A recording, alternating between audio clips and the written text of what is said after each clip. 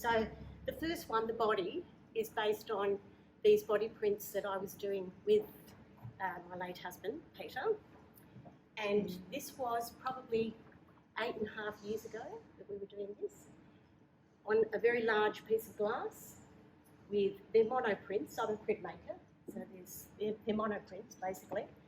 And there was a lot of experimentation which went to this, some of it not so good.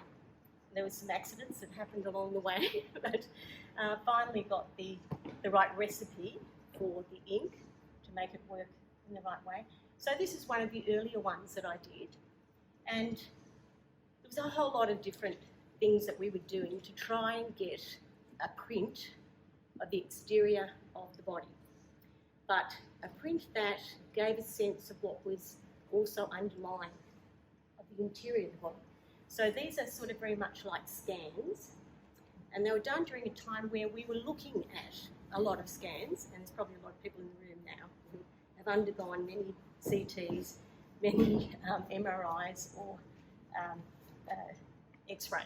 So it's something that possibly, looking at our age, is something that we've all experienced. So it's an experience that we share together, but when you're doing it, it's very much your own individual experience. You have the most to lose by what you see or what you find. So, and you do feel quite apart.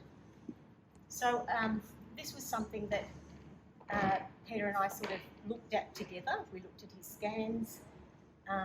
We were looking for anomalies. We were looking for changes. We were looking for disease. And what I found with these exterior prints was that there were lots of anomalies. These sort of, random marks and things are actually created from dust and things that were in the studio.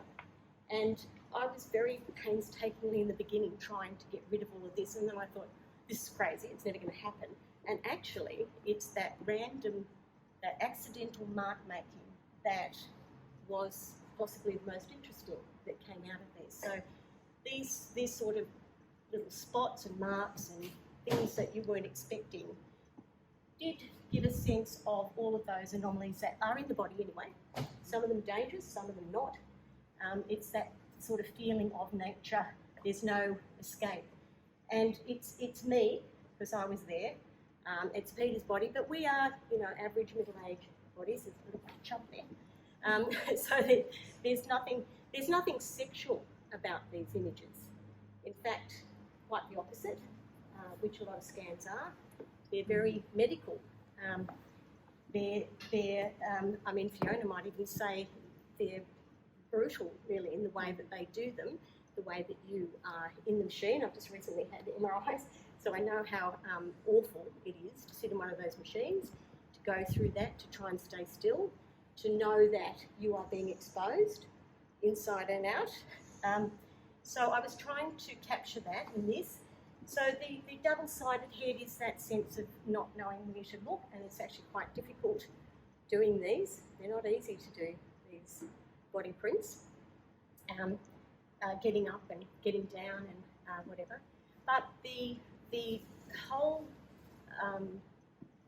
the way the hands are, because there's a lot of different ways we could have done this, but the way the hands are, it's as if you're pressed tight against that surface. You are squashed down like a bug on a microscope, like you are. In a way, you have to stay very still. It is just like being an MRI. You have to be careful what you do with your body, knowing that the image will be changed depending on how you move and how you relate to the space around you. So it's sort of a similar experience, and there is this feeling of wanting to get out. So I accentuated that.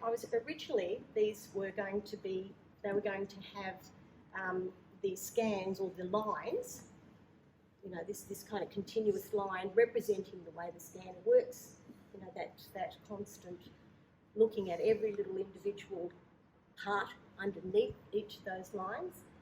I decided to do it vertically because there is that sense of being sort of trapped in this cage, of being in a prison of Western medicine, as we know, which is in some ways quite relentless in trying to find cures and trying to find something to arrest what's happening, to stop it, to to prolong our lives, basically. So we're in this sort of prison, and you can't really see it in this lighting, but that's actually silver. So I've tried to get that feeling of that mechanical, that I suppose that non-human aspect of the scanner going through and dividing you up. And there is one very, very fine line right in the centre of that image, which just relates to the fact that they often mark the spot that you need to have attention with red. So there's either a little cross or they do a little circle around it in red. And so you're looking for the red all the time to see if that's going to be the bit that you have to pay attention to.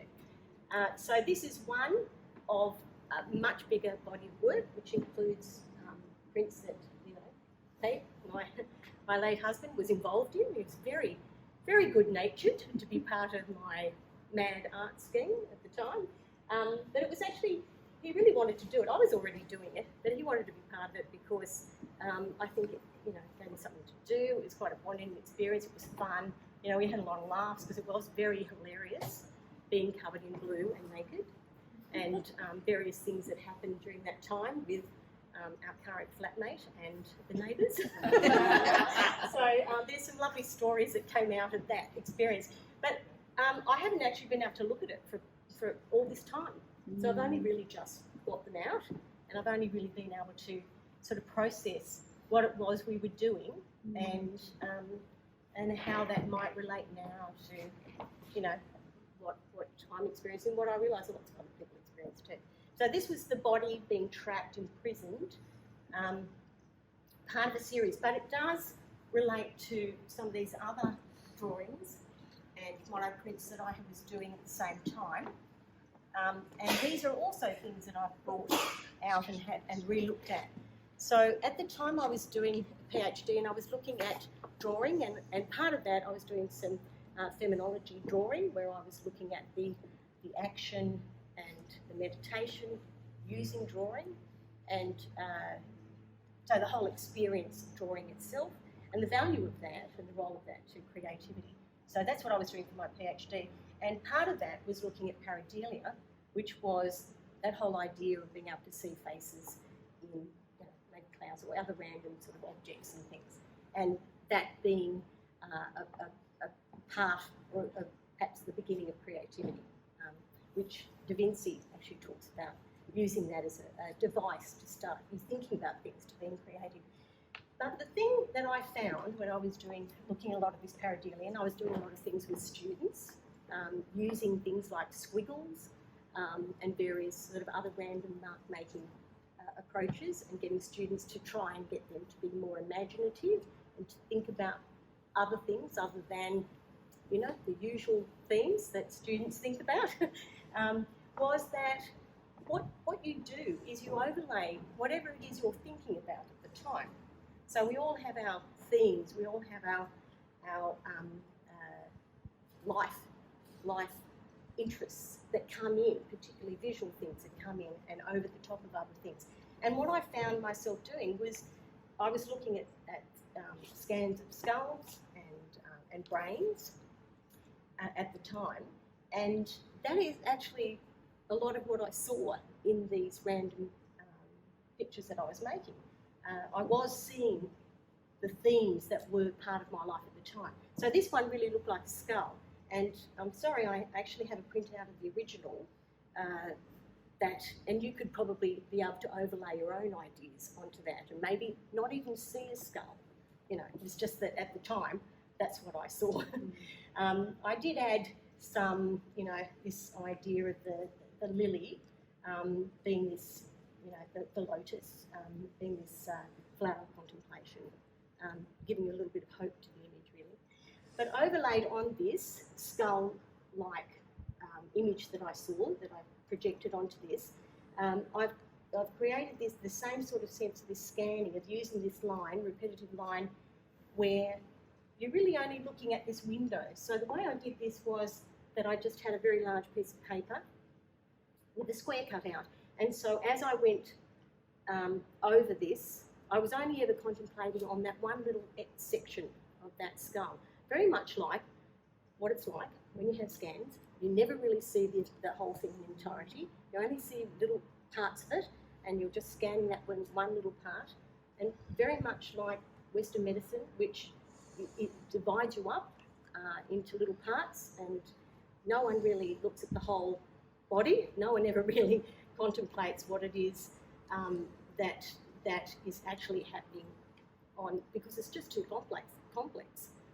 So they divide it and they put it down into little patchwork sort of areas. So that's what I was trying to do with that, getting that sense of that overlaying of the scan coming into this image as well.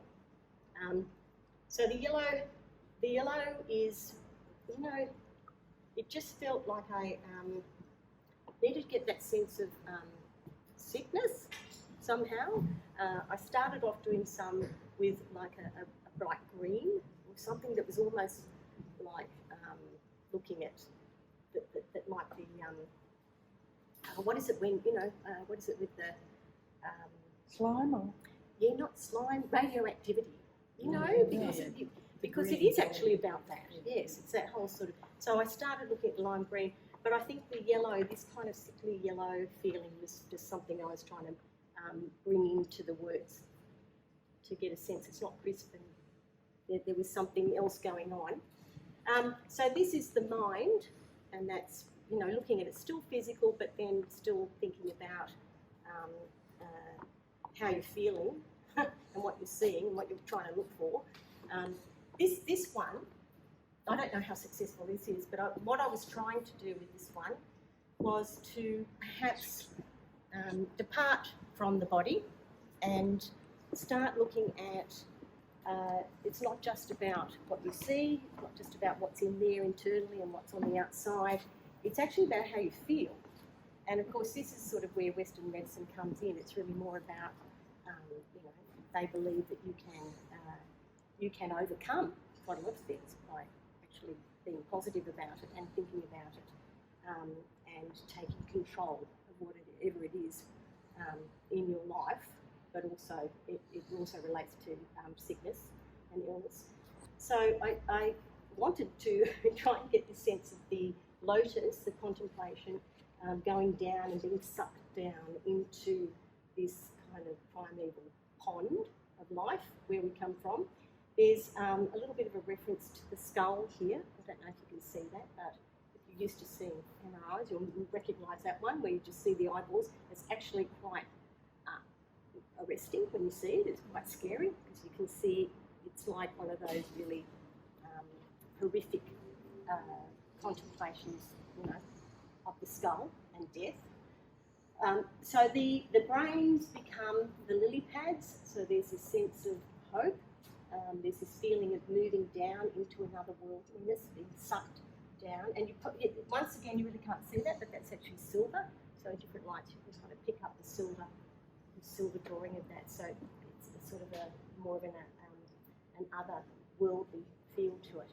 But there's all sorts of anomalies and things going in there because I've used the same kind of marbling, monoprint process. So that's the journey. There's a lot more in there. There's a lot more thinking that I'm doing as I look at the other images, and it'll come together possibly in a slightly different way.